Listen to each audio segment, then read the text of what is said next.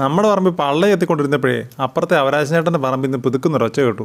പള്ള മാറ്റി വാങ്ങിയെന്ന് നോക്കിയപ്പോഴെന്നാ നല്ല നാട്ടുമാമ്പഴം. ഒന്നും രണ്ടും കറങ്ങി ചുറ്റുവട്ടം നോക്കിയപ്പോഴത്തേനോട് 5-6 കൈ നിറഞ്ഞു കേട്ടോ. മമ്മി അപ്പുറത്ത് നിൽപ്പുണ്ടായിരുന്നു. മമ്മി പറഞ്ഞ് ബക്കറ്റും കൊണ്ട് വരാൻ പറഞ്ഞു. കട്ട മുതലാണെങ്കിലും ഒരു മടിയും കൂടാതെ കുറ്റബോധത്തോടുകൂടി ഞാൻ മമ്മിയുടെ ബക്കറ്റ് ഇട്ട് കൊടുത്തു കേട്ടോ.